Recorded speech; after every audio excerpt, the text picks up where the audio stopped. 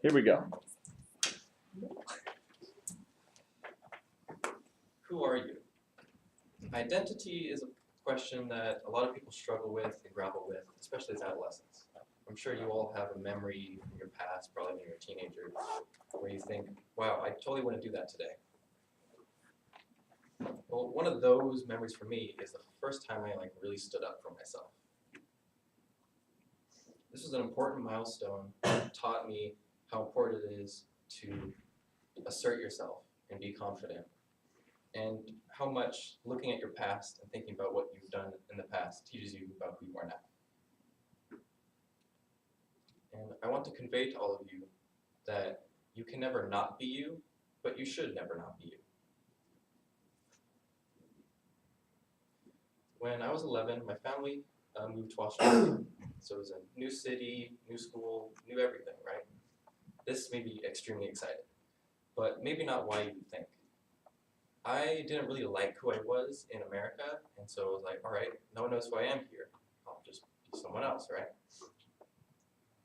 So it was an opportunity to be different, to talk differently, act differently, be more masculine than I think the world wanted me to be. But I wasn't happy, and I wasn't making any friends. And I just wasn't sure why. I thought I was what people wanted me to be. And then the facade started to fall. I couldn't keep up the act. I couldn't just pretend that I was someone who I wasn't. And so I stopped the act. I started playing video games at school again. I started keeping my more feminine demeanor, and I stopped trying to talk to the cool kids. And then I made friends again, and I became happy.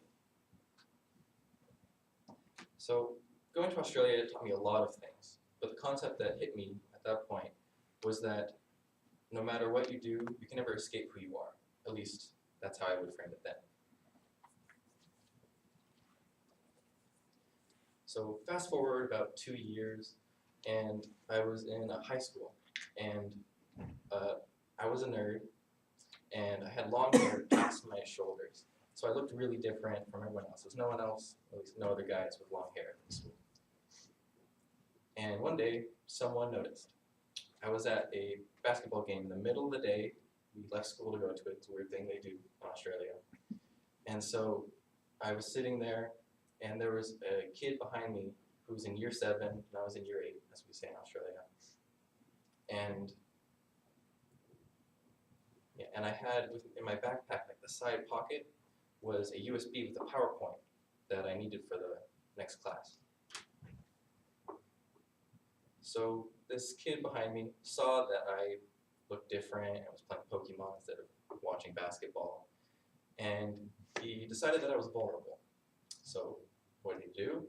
He decided to just snatch the USB out of my backpack right in front of me. Pretty ballsy kid, right? Especially since he's a year younger than me. And so I needed this USB. I had worked for hours on that PowerPoint the night before, and I really needed a good grade for this class. So I politely turned around and said, hey, can I have my USB back? And he said, no, with this awful grin on his face, super smug. I couldn't believe it. And so my immediate impulse, watching him look at me, thinking that I was lesser than him just because I had long hair, playing Pokemon, whatever he thought, was I'm just going to slap him and take the USB out of his hand. I didn't immediately do it. I considered it, and I was looking at him, and I just couldn't get over that stupid grin. And so I just did it. I slapped him across his left cheek, grabbed the USB out of his hand, he was in a daze, and I just turned around, kept playing Pokemon with my friends. So yeah, I expected him to do something, say something, like, I don't know, but nothing. He was just quiet, and I could tell he just kind of murmured to himself awkwardly, because I guess he realized that my swift swipe told him that I wasn't just going to mess around and let him take something from me, just because he thought I was lesser.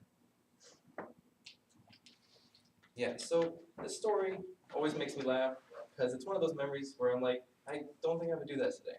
I'm not quite that bold, I don't think, but It was an important time because that's when I stood up for myself and realized that it's okay to assert who you are. I did feel a little bad about it later, but honestly, I don't regret it. So to backtrack, I said that no matter what you do, you can never escape who you are. I would not put it in that negative light anymore. The reason is because who you are is not just the physical manifestation that people observe. Who you are is the minutia of your mind, the way you think and feel. These are not things you can just change and choose, right? You can't just alter who you are and then you'd have no value. You can't just adjust your character because then you'd have no identity. You can't just be a mangled, manufactured version of a person that you think the world wants you to be, because that's dull. To be a unique, organic phenomenon of a person is fulfilling. So, the story of me trying to be a new person in Australia and the story of me slapping a kid and asserting myself are connected.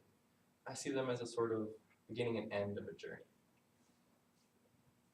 It's important to embrace yourself and assert who you are.